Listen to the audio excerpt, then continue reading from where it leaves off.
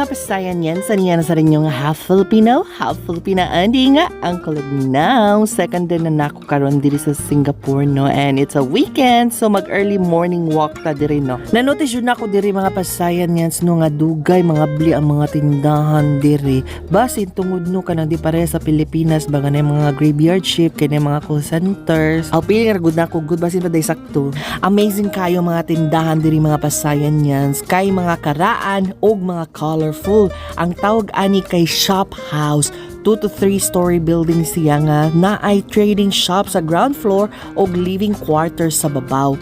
Na ay klase-klase nga facade design, na ay baroque, rococo, peranakan o modern decor. Human ako maglakaw-lakaw diri mga pasayan yans ni ato rin kog Maxwell Food Center aron mamahaw. Nag-order ko og chicken rice o kaning fishball soup nila, no? Fluffy kaayo lang fishball, lami siya ganan kay ko mga pasayan yans. O kinilang chicken rice, laban naman noon ang lasa mga pasayan yans, pero feeling na ko kay kulangan pa siyang magic sarap. Mao siguro ni usa sa mga rason kung ngano ang mga Singaporeans usa sa mga taas og life expectancy sa kalibutan. Aside sa ilang mga pagkaon, makalakaw sad sila, maka-exercise pud sila, and then nindot kayo lang environment, kay daghan kayo mga kahoy. Human ako maglaroy-laroy sa Chinatown mga pasayan yan. I decided nga mobalik sa akong hostel aron magtrabaho. Pare kabalik na ako sa Cebu, wala ko'y tipon og mga trabaho on. Mao ni usa sa rason nga ganahan ko sa akong trabaho mga pasayan yan, kay madala na ako bisan asa ko moadto, labi nang laagan kaayo ko. O naman naman ako kung mga trabaho, so mao na nakaka-decide ko nga moadto kog Haji Lane, Arab Strip, Kampong Glam og Little India,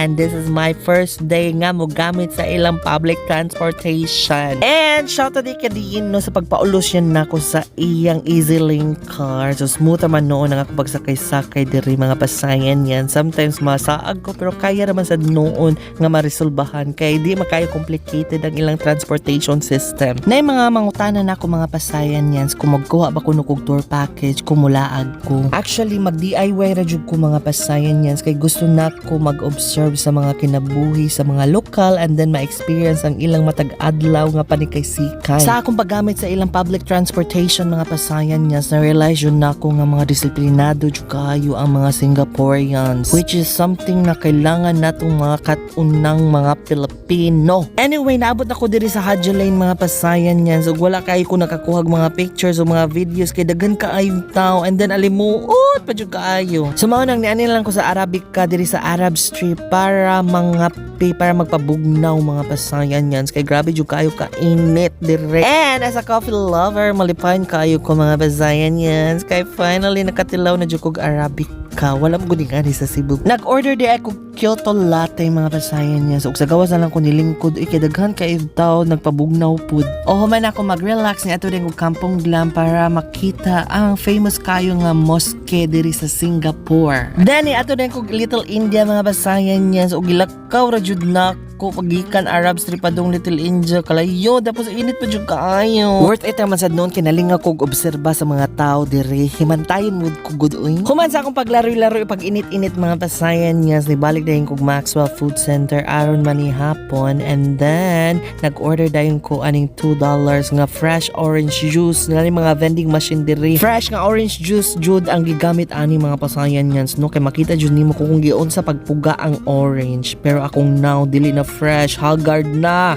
Oh, human ako magpa-fresh, naka-decide din ko nga mag-suri-suri sa Quay mga pasayan niya. Malakaw ra masad noon ni sigikan sa akong gistayhan sa Chinatown. Dagag kalingawan diri, mga mall, mga restaurant, so bibo jud siya kagabi diri mga pasayan yan. Sa una kaning Quay, mura ni siya og trading port, so dako kay ni siya ambag sa rich history and culture of Singapore. Then sa una hugaw kini diri mga pasayan yan, and ila jud na rehabilitate kining maong sapa. Nindot sad mag-date-date diri mga pasayan yan. Mainta oy kasunod ako balik diri sa Singapore na nakoy ka-date.